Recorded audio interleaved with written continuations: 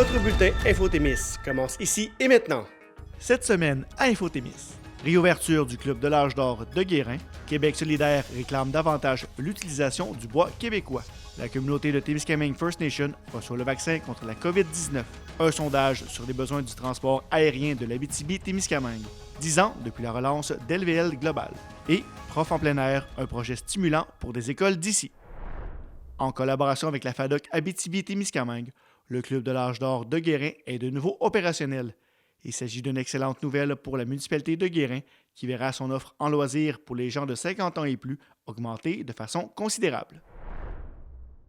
Oui, moi, c'est Monique Berry, je suis la trésorière, la secrétaire trésorière. Bonjour, je suis Yvette Denis, puis on m'a élue présidente là, il n'y a pas longtemps. Nous autres, on n'était pas actifs avant.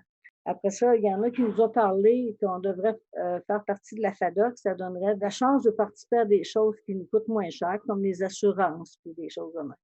Fait que c'est pour ça qu'on a commencé avec eux autres, la FADOC, à les rencontrer là pour voir si on pourrait rentrer dans le club de la FADOC. Fait que c'est ça. On a commencé ça en janvier 2020, juste avant la COVID. Bien, j'ai trouvé ça intéressant aussi que la FADOC veulent nous partir un peu. Hein. Ils nous ont offert des fonds pour des acheter activités, acheter des jeux. Donc, j'ai trouvé ça intéressant, cette initiative-là de la FADOC de nous aider. Parce qu'avec la FADOC, on peut rejoindre d'autres clubs d'autres clubs de l'âge d'or, puis ça nous donne aussi un certain boost là, pour dire, ben là, on va commencer à faire des activités qui vont plaire à la population. Notre population, elle a vieilli un peu depuis une couple d'années, là, fait que c'est pour ça qu'on aimerait ça se rencontrer là, plus souvent. Puis on veut faire des activités comme à l'automne, avoir une épluchette de blé d'Inde, puis en même temps s'amuser ensemble. Quand on pense à FADOC, âge d'or, on pense pour les dames, la couture, le tricot, tout ça. Mais j'aimerais voir quelque chose de plus élargi que ça, puis pas oublier les messieurs. Tu sais, avoir quelque chose, des ateliers pour les hommes, des jeux, puis même quelque chose peut-être qui serait pour les deux.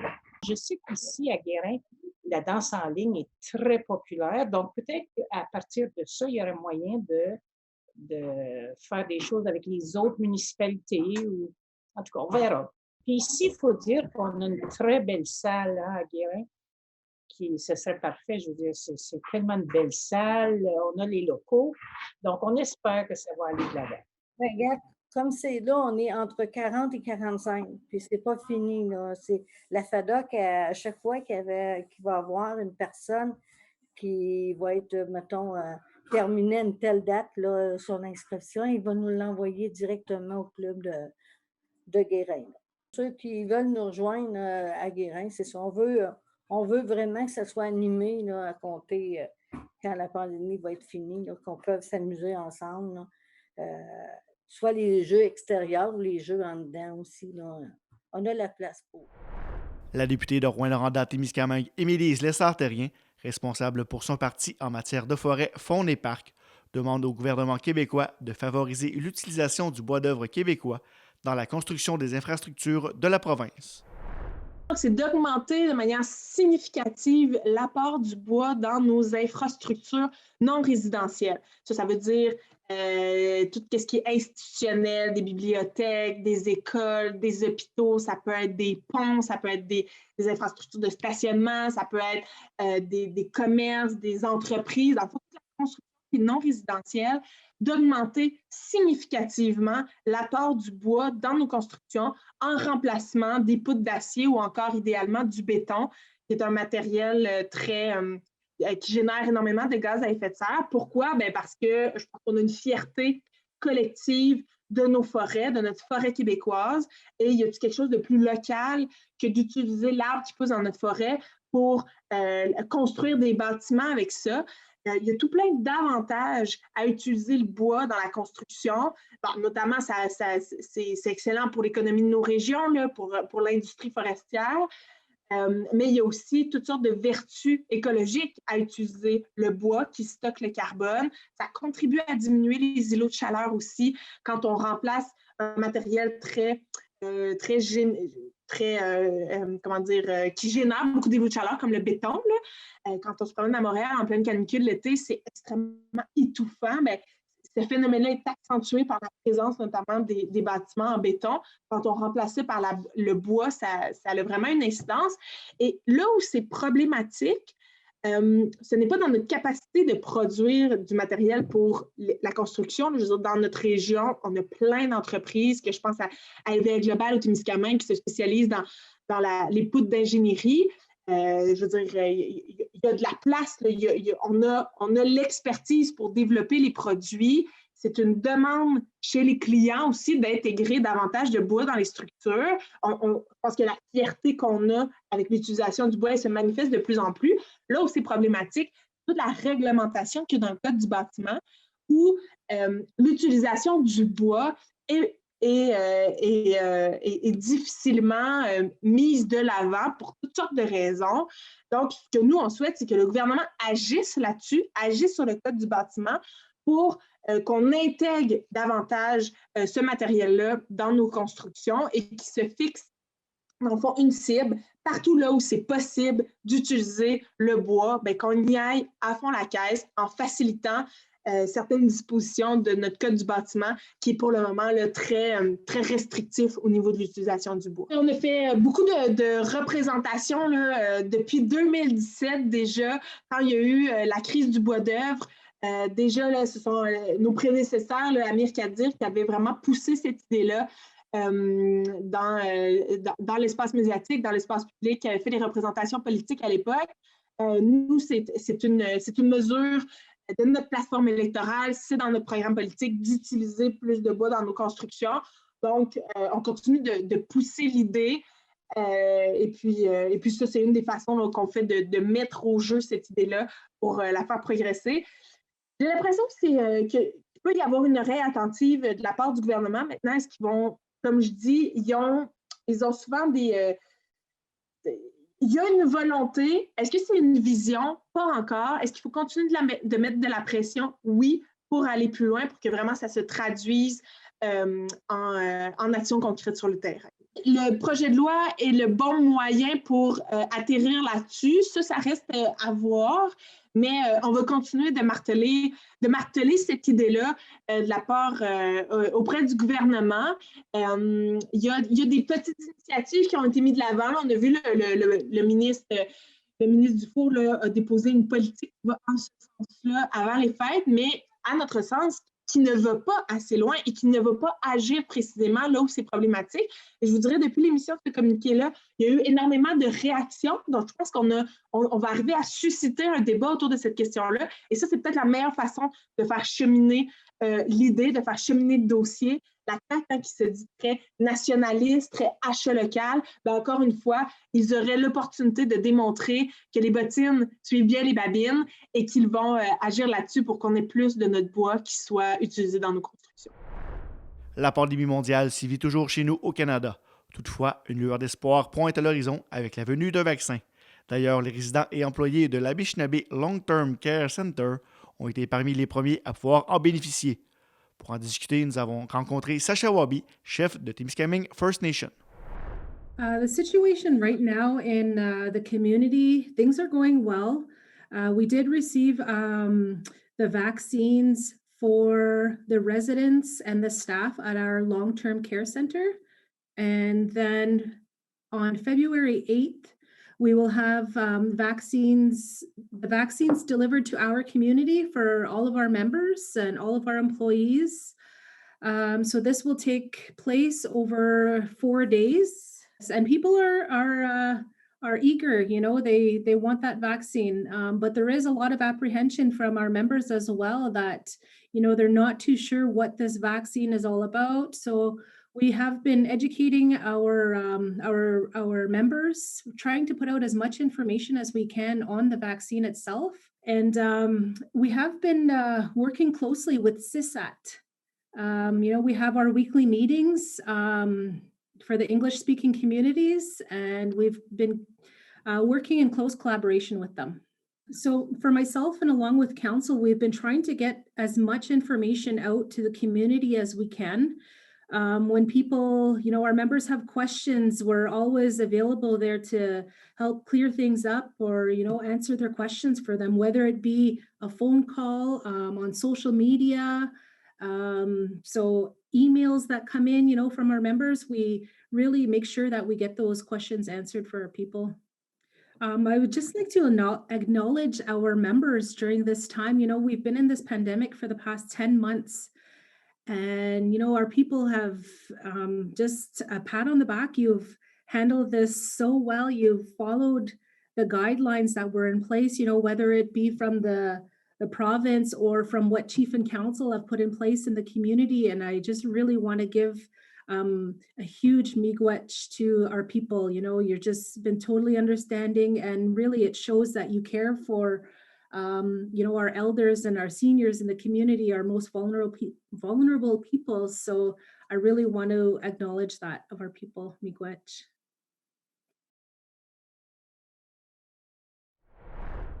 Afin de mieux connaître les besoins de la communauté d'affaires et des voyageurs de la région, la conférence des préfets de l'Abitibi-Témiscamingue a mis en place un sondage. Une fois les données compilées, les compagnies aériennes voulant desservir la région seront en mesure de cerner les réels besoins de la région en ce qui concerne le transport aérien.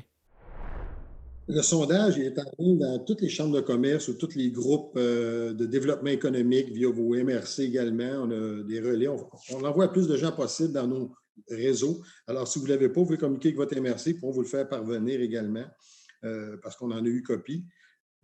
Le but, c'est de ramasser le maximum d'informations pour les voyageurs, que ce soit pour les travailleurs, que ce soit pour les gens de la santé, que ce soit pour tous les domaines, le tourisme. On a besoin d'informations pour s'assurer d'avoir un portrait exact des besoins de la région. Les distances également. Quelqu'un qui part, on va dire, de Témiscamingue, justement, de la municipalité de Témiscamingue, il ne faut pas que son départ soit à 6 heures du matin à l'aéroport, exemple, de Val-d'Or ou de Rouen. Il ne se couchera pas. Ils vont partir à un moment donné, il y a une certaine logique à avoir. C'est ça qu'on vivait par le passé. Alors, c'est de faire un portrait de nos réels besoins, puis quel genre d'avion peut-être que ça nous prend également par rapport au nombre de transports qu'il y a. Il y a plus de 300 000 déplacements annuels en Abitibi-Témiscamingue en avion, avec les transporteurs publics et les nolisés, qui sont souvent par le domaine privé. Mais il y a quand même 300 000 transports. Alors, ça prend une offre qui est c'est une offre qui est importante. C'est le troisième plus important au Québec en frais de demande au niveau des régions comme transporteur. Alors, il y a de la place pour eux. Bien sûr, il fait de l'argent pour les transporteurs, mais pas de n'importe quelle façon. Bien, c'est la conférence des préfets qui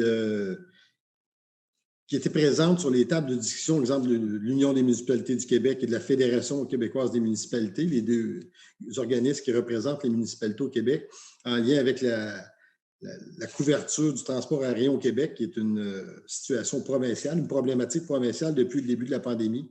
Bien sûr, la desserte aérienne, elle est déficiente en région pour toutes les raisons qu'on connaît. Et le fait que voler avec un avion vide, il n'y a pas personne qui a envie de faire ça.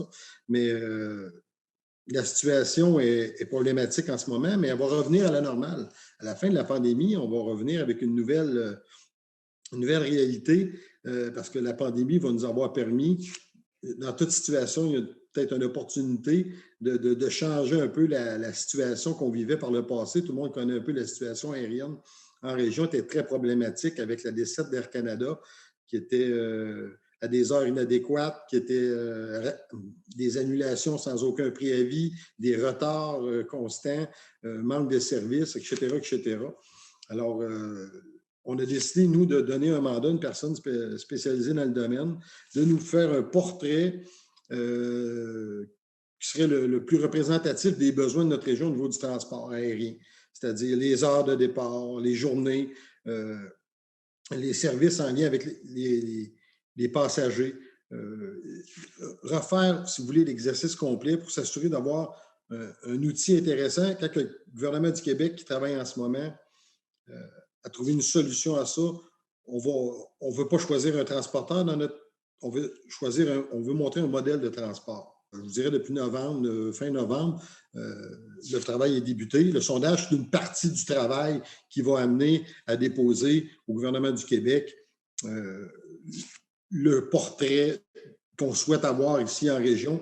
Alors, quand les compagnies vont soumissionner ou vont débarquer, au gouvernement du Québec, dire, nous, on est intéressés à couvrir l'Abitibi-Témiscamingue. Ah oui, c'est parfait. Bien, l'Abitibi-Témiscamingue, c'est ça qu'elle veut. On ne se fera pas imposer, ou on ne veut pas se faire imposer un modèle. Est-ce qu'il va être respecté à 100%? J'en doute, ou tant mieux si c'est le cas, mais le but, c'est qu'il soit conscient du besoin régional et qu'il n'arrive pas un nouveau transporteur sans connaître qu'est-ce qu'il y a à faire ici. On a 2 aéroports régionaux ici en région. On a une réalité différente. Habituellement, il n'y en a rien qu'une, mais ici, c'est un vaste territoire. On a 2 aéroports qui fonctionnent bien, qui sont complémentaires. On ne veut pas qu'ils soient en concurrence, ils sont complémentaires. Et la preuve, c'est qu'ils fonctionnent encore aujourd'hui après plus de 40-50 ans d'opération. 2020 aura marqué les 10 ans de la relance de l'usine LVL Global de Ville-Marie. Important employeur du Témiscamingue, l'usine Temlam connaissait d'importantes difficultés au moment où un comité de relance, présidé par Claude Gagnon, a amorcé le projet de relance de l'usine. En 2009, écoutez, l'usine de Temlam, dans le temps, ici à Ville-Marie, qui appartenait à Tembec, a fait faillite. Et en faisant faillite, bien, c'est sûr qu'il y avait des pertes d'emploi très importantes. Et puis, le syndicat, à ce moment-là, représenté par son président, M. Vincent Cousineau, est venu nous rencontrer. Moi, j'étais président de la Société de développement à ce moment-là. Et est venu nous rencontrer pour demander, pour voir s'il n'y avait pas quelque chose que la Société de développement pouvait faire dans ce dossier. C'est sûr que pour nous autres, la Société de développement, la fermeture d'une usine semblable comme ça dans notre municipalité, la ville de Ville-Marie, c'est un élément important, très important pour l'économie. Et là, immédiatement, on a dit, nous autres, on est prêts à vous donner un coup de pouce là-dessus. Puis à ce moment-là, il y avait quelqu'un qui était appointé dans la région de Montréal, selon M. Cousineau, qui était intéressé à acheter les actifs de cette compagnie qui avait fait faillite. Alors, on a dit, bien, s'ils avaient besoin d'aide, venez nous voir. Fait que ça, c'était au mois fin octobre, début novembre 2009. Et là, en décembre, on n'avait pas eu de nouvelles. Alors, j'ai contacté M. Cousineau. Et là, pour me faire dire par M. Cousineau que là, l'acheteur éventuel de Montréal n'était plus dans la course, puis là, il n'y avait pas personne. Alors, c'est là que, à la Société de développement, avec les membres de mon conseil, on a mis en place un comité de relance pour voir la possibilité de repartir cette usine. D'abord, premièrement, le comité avait pour le but de monter un plan d'affaires pour être capable de démontrer à un éventuel acheteur qu'il y avait des possibilités très importantes qui s'offraient pour le départ de cette usine-là. Fait qu'il y a des gens qui ont été appointés pour monter un plan d'affaires. Le plan d'affaires a été monté en février 2010.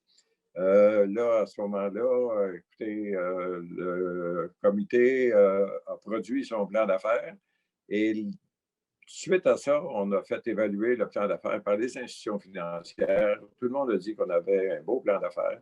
Mais par contre, il fallait trouver un investisseur, il fallait trouver quelqu'un qui était intéressé à investir dans cette entreprise-là parce qu'on s'était fait dire que nous autres, on ne connaissait rien là-dedans. Alors, c'était correct, c'était parfait. Écoutez, puis c'était vrai aussi. C'est un genre de travail d'usine que personne de nous autres avait effectué.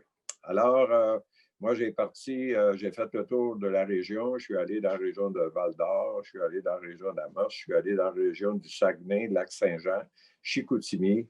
On est même allé du côté américain pour voir s'il n'y avait pas du côté de l'Ouest canadien, pour voir s'il n'y a pas quelqu'un intéressé à investir pour l'achat des actifs. Et finalement, on s'est tout fait dire qu'on avait un beau plan d'affaires, mais il faut se rappeler que dans cette période, l'économie, la forêt, tout était tombé et puis il n'y avait rien qui était rentable, là, je vais vous dire, au niveau du bois. Fait que le prix du bois avait chuté, puis la construction avait chuté, fait qu'il n'y avait pas rien de propice pour le départ d'une usine. On s'est fait dire, partez là, puis après ça, ben, s'il y a quelque chose qu'on peut faire avec vous autres, on va le faire. Fait que c'est là que, suite à ça, moi, j'ai décidé de regarder la possibilité d'intéresser des investisseurs locaux pour investir dans le départ de cette usine. Et suite à une rencontre qui a été faite un soir, j'ai réussi à ramasser des sous pour justement repartir, acheter l'usine et repartir l'usine. Mais par contre, c'est sûr que les sous qu'on avait ramassés n'étaient pas suffisants pour toutes les opérations qu'on prévoyait faire. Mais on a continué le plan d'affaires, on a fait les emprunts nécessaires et puis finalement, l'usine a démarré en novembre 2010.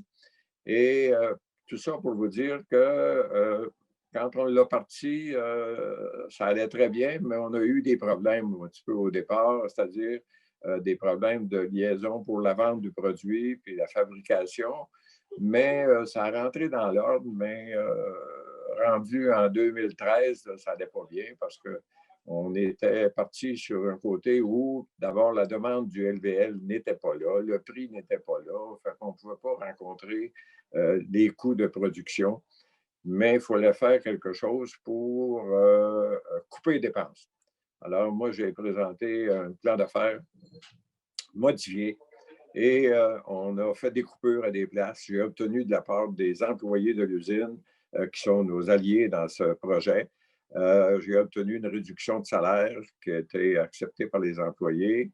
Après, la négociation a été faite avec les institutions financières pour être capable de dire, bien, écoutez, demain matin, on devrait être capable, avec ce nouveau projet, ce nouveau plan d'affaires-là, on devrait être capable de remettre le train sur les rails. Et effectivement, à partir de là, c'est là que, effectivement, ça a bien été, ça a monté tranquillement. La demande du LVL était là, la construction a repris du côté américain et du côté canadien, et les prix se sont ajustés.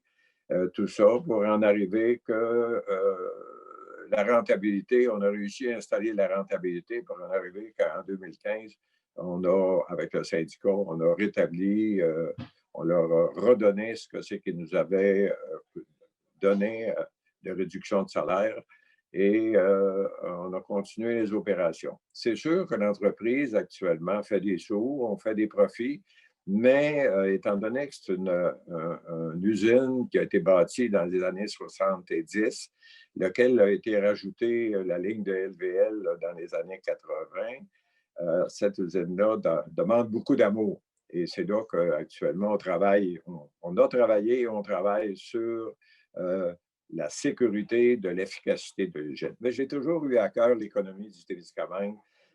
Écoutez, j'ai une entreprise, puis j'ai des entreprises ici au Témiscamingue que les gens me font confiance et qu'ils m'encouragent.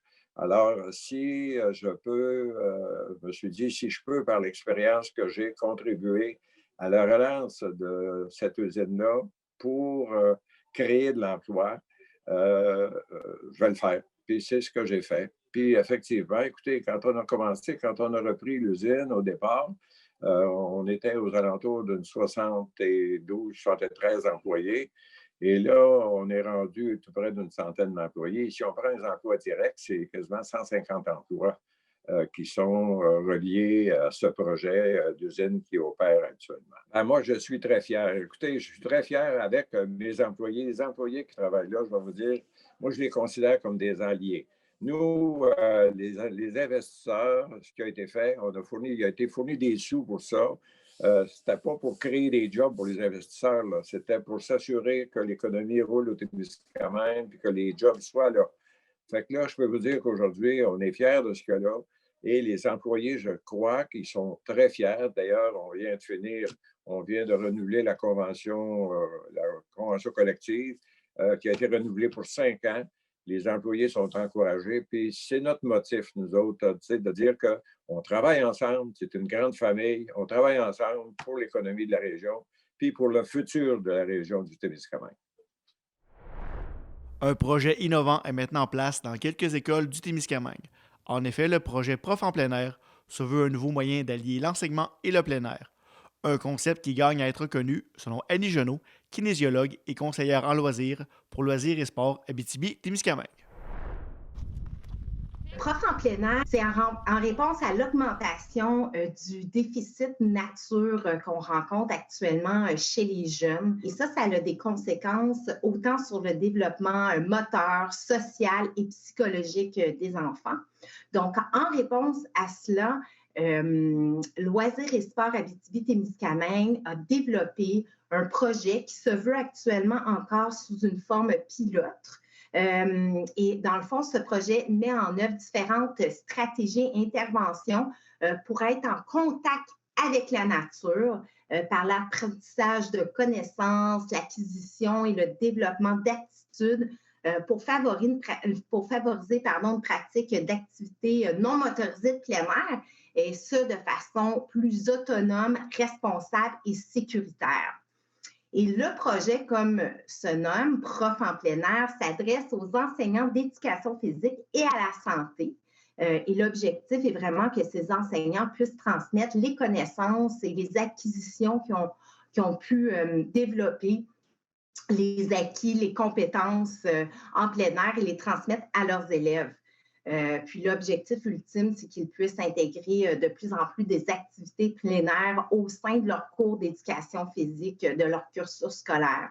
Le rôle de Loisirs et Sports Abitibi-Témiscamingue est vraiment de les accompagner dans cette démarche-là en leur offrant des formations en plein air, de l'accompagnement terrain, du matériel comme des boussoles, des sacs à dos, des trousses de premiers soins et également de l'accompagnement pour différentes aides financières pour l'achat, par exemple, de matériel de plein air pour leurs élèves.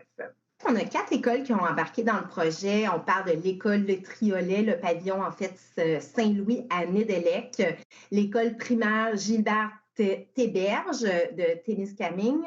Et vous avez également, comme je le mentionnais, du Carrefour, qui est une école et la seule qui est impliquée dans le projet au niveau secondaire. Et pour terminer, l'école primaire Marie-Immaculée, également à La Tulipe. On est vraiment dans l'accompagnement terrain des professeurs. Donc, c'est des ateliers. Un expert se rend directement dans les écoles pour offrir des ateliers, notamment sur la survie en forêt, l'orientation à la boussole. Donc, c'est vraiment important d'acquérir ces notions de base-là pour pouvoir ensuite avoir une pratique plus autonome en forêt. On parle autant de faire un abri de survie, comment confectionner les différents nœuds, faire des feux, quelle essence on doit prendre et quel arbre. Donc, c'est vraiment des techniques puis des notions très importantes à acquérir et c'est des notions de base pour pouvoir vraiment profiter de nos activités en forêt. Donc, la dernière accompagnement a lieu à La Tulipe. Donc, c'est d'une durée d'une journée et plusieurs enseignants étaient présents à la Pointe-aux-Roches pour apprendre ces habiletés-là en forêt et reconnaître également les animaux qu'on peut rencontrer et qu'est-ce qu'on doit faire quand on les rencontre. Voilà ce qui complète le bulletin InfoTémis pour cette semaine. Je vous invite à suivre notre page Facebook pour voir nos reportages en primeur ainsi que du contenu exclusif chaque semaine.